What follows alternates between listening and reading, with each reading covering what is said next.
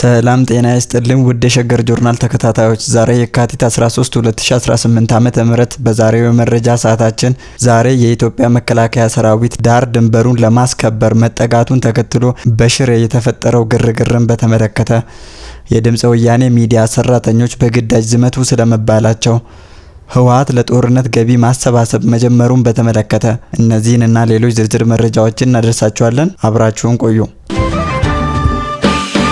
በሰሜን ኢትዮጵያ እየታየ ያለው አዲስ የጦርነት ደመናና የሰራዊት እንቅስቃሴ በጦርነት ምክንያት ከፍተኛ ማህበራዊና ኢኮኖሚ ዋጋ እየከፈለ ላለው ኢትዮጵያዊ ከፍተኛ ስጋት ፈጥሯል። ከቅርብ ጊዜ ወዲህ በትግራይ ክልል የሚታዩ የጦርነት እንቅስቃሴዎች አገሪቱ ወደ ሌላ አውዳሚ ግጭት እያመራች መሆኑን የሚያመላክቱ ናቸው። የፌዴሪ መከላከያ ሰራዊት የሀገርን ዳር ድንበርና ሉዓላዊነት ለማስከበር በሚል ወደ ትግራይ ክልል መንቀሳቀሱን ተከትሎ በክልሉ በተለይም በተንቤን አካባቢ ሰፍሮ የነበረው የኤርትራ ወይንም የሻዕቢያ ጦር ወደ ስልታዊው የሽሬ ማዕከል ማፈግፈጉ ተረጋግጧል። የሸገር ጆርናል የመረጃ ምንጮች እንደገለጹት ከሆነ ከዚህ ቀደም ከህወሓት ታጣቂዎች ጋር በመሆን በቆላ ተንቤንና በደጋ ተንቤን ስፍራ የነበሩ ሁለት የሻዕቢያ ክፍለ ጦሮች በአሁኑ ወቅት ወደ ሽሬ ከተማ አቅጣጫ ተንቀሳቅሰዋል። ሸገር ጆርናል ያገኘው ዝርዝር መረጃ እንደሚያመለክተው ከቆላ ተንቤን የወጣችው አንደኛዋ የሻዕቢያ ክፍለ ጦር በእዳባ ጉና በኩል ወደ ደብረ አባይ መውጫ ላይ በጊዜያዊነት የመሸገች ሲሆን ከደጋ ተንቤን የወጣችው ሌላኛዋ ክፍለ ጦር ደግሞ በደደቢት መስመር ከሽሬ ከተማ 18 ኪሎ ሜትር ርቀት ላይ በምትገኘው ክሳድ ጋባ ላይ ሰፍራለች። ይህ ስልታዊ ስምሪት በክልሉ ውስጥ ያለውን ወታደራዊ ሚዛን የሚቀይርና በቀጣይ ለሚኖር ግጭት ዝግጅት ተደርጎ ተወስዷል። በተያያዘ ዜና የኢትዮጵያም ሆነ የኤርትራ ወታደራዊ ኃይሎች በከፍተኛ ቁጥር ወደ ጋራ ድንበራቸው እየተጠጉ መሆኑ ተዘግቧል። ብሉምበርግ የዜና ወኪል ዲፕሎማቶችን ዋቢ አድርጎ እንደዘገበው ከፍተኛ ቁጥር ያላቸው የፌዴሪ መከላከያ ኃይል ወደ ትግራይ አዋሳኝ አካባቢዎች ተንቀሳቅሷል።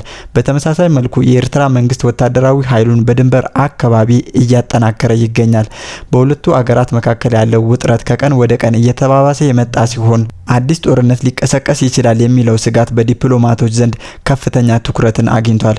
ምንም እንኳን የተለያዩ ሀገራትና ዓለም አቀፍ ተቋማት ግጭቱ በሰላማዊ መንገድ ለመፍታት ጥረት እያደረጉ ቢሆንም በመሬት ላይ ያለው ወታደራዊ እንቅስቃሴ ግን ከሰላም ይልቅ ለጦርነት የቀረበ ይመስላል። ይህ ሁሉ ወታደራዊ ትርኢትና የኃይል ማሳያ ለተራው ኢትዮጵያዊ ትርጉሙ ጥፋትና መከራ ብቻ ነው። ሀገሪቱ ካለችበት ከፍተኛ የኢኮኖሚ ቀውስ፣ የዋጋ ግሽበትና የኑሮ ውድነት አንጻር ዳግም ወደ ጦርነት መግባት ራስን እንደ ማጥፋት ይቆጠራል።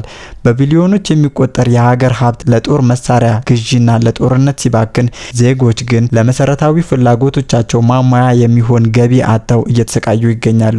ይህ ትርጉም አልባ ተብሎ ሊገለጽ የሚችለው የጦርነት አዙሪት የሀገሪቱን ወጣቶች ከመቅጠፍና መሰረተ ልማቶችን ከማውደም ባለፈ ለኢትዮጵያ የሚያተርፈው ድህነት ብቻ ነው።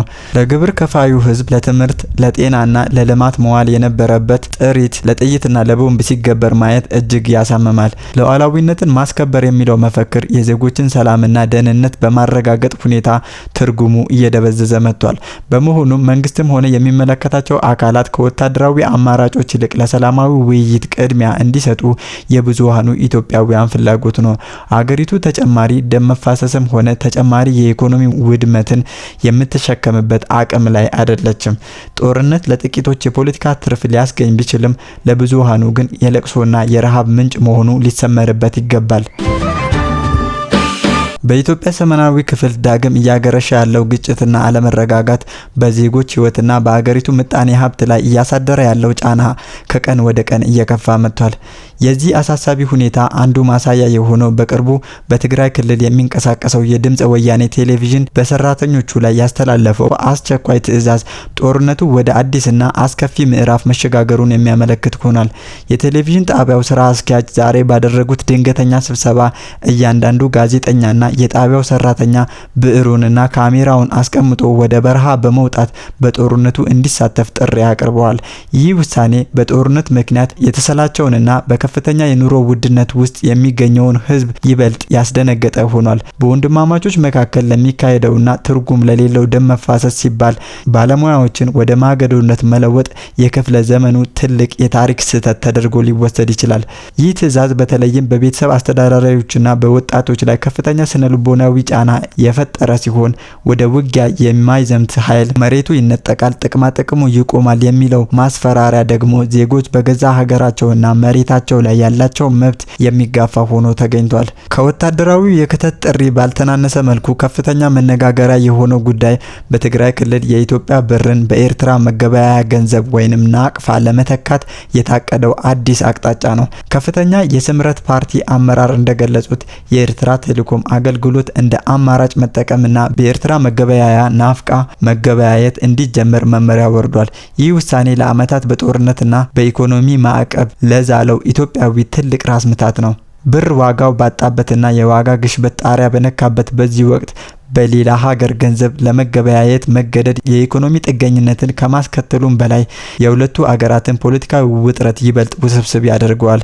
ለተራው ዜጋ ግን ይህ ማለት የኪስ ባዶነትና የነገ ተስፋ መጨለም ማለት ነው። በመጪው የካቲት 16 በይፋ ይጀምራል ተብሎ የሚጠበቀው የስንቅ ማሰባሰብ ዘመቻ በገጠርና በከተማ የሚኖረው ማህበረሰብ ክፉኛ የሚፈትን ነው።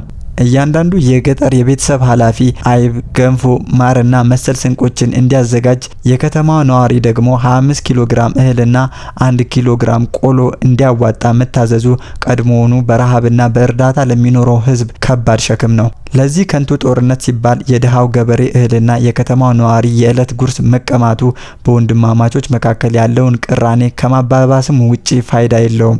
ጦርነቱ የሚበላው ወጣቶችን ብቻ ሳይሆን የህፃናትን ወተትና የአረጋውያንን የመጨረሻ ተስፋ ጭምር ሆኗል። እኛ ኢትዮጵያውያን በዚህ ወንድማማችነትን በሚያጠፋ ጦርነት ውስጥ የምንከፍለው ዋጋ ከገንዘብና ከንብረት በላይ ነው።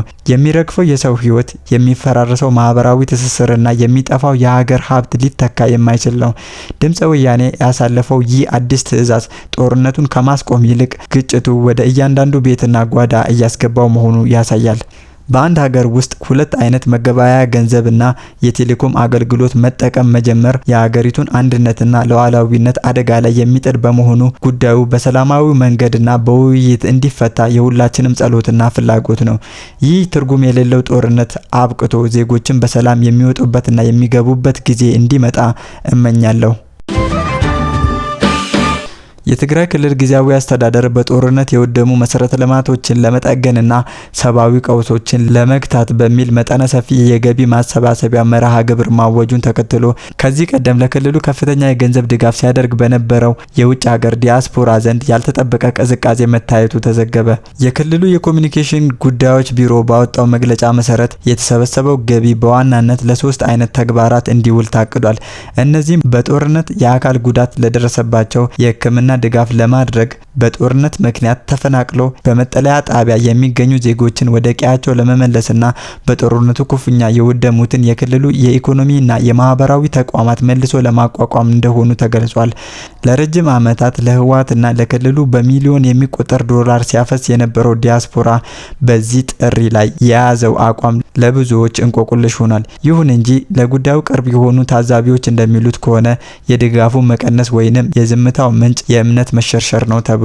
በተለይም በክልሉ አመራሮች መካከል ያለው የፖለቲካ ክፍፍልና የውስጥ ሽኩቻ በውጭ የሚኖረውን ደጋፊ ግራ እንዳጋባው ይነገራል። ከዚህም በተጨማሪ ለልማትና ለመልሶ ማቋቋም ተብሎ ከሚሰበሰበው ገንዘብ በስተጀርባ በድጋሚ ለጦርነት ዝግጅት ወይንም ለታጣቂዎች ስምሪት ሊውል ይችላል የሚል ስጋት በስፋት መንጸባረቁ ምንጮቹ ይጠቁማሉ። ይህም የፕሪቶሪያውን የሰላም ስምምነት ተከትሎ የመጣውን አንጻራዊ ሰላም አደጋ ላይ ሊጥል ይችላል በሚል ብዙዎች እጃቸውን ለመዘርጋት አለመፈለጋቸውን ገልጸዋል።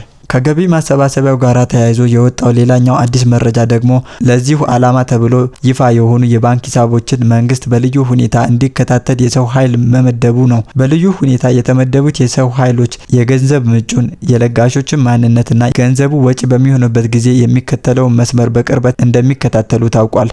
ይህ አይነቱ ጥብቅ ቁጥጥር አንዳንድ ለጋሾች ስጋት ላይ ሊጥል እንደሚችል ይነገራል። ምንም እንኳን የዲያስፖራው ምላሽ አነስተኛ ቢሆንም በክልሉ ውስጥ የሚገኙ ተፈናቃዮች ሁኔታ ግን አሁንም አሳሳቢ ነው። በሺዎች የሚቆጠሩ ዜጎች ያለመጠለያና በቂ የምግብ አቅርቦት በሌለበት ሁኔታ በከፋ ሁኔታ ላይ እንደሚገኙ የሰብአዊ መብት ተሟጋች ድርጅቶች ደጋግመው እየገለጹ ነው።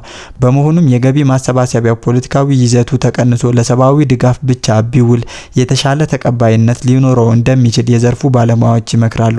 በአጠቃላይ በትግራይ ክልል የጀመረው የገቢ ማሰባሰቢያ ስኬታማ እንዲሆን የለጋሾችን እምነት መልሶ መገንባትና የገንዘብ አጠቃቀሙን በሚመለከት ሙሉ በሙሉ ግልጽነት ያለው አሰራር መዘርጋት ወሳኝ መሆኑ አጠያያቂ አይደለም።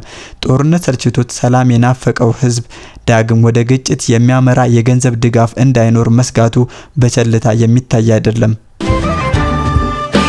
ውድ አድማጭ ተመልካቾቻችን ለዛሬ ያሰናዳንላችሁ መረጃዎቻችን እኚህን ይመስሉ ነበር። አብራችሁን ስለቆያችሁ ከልብ እናመሰግናለን።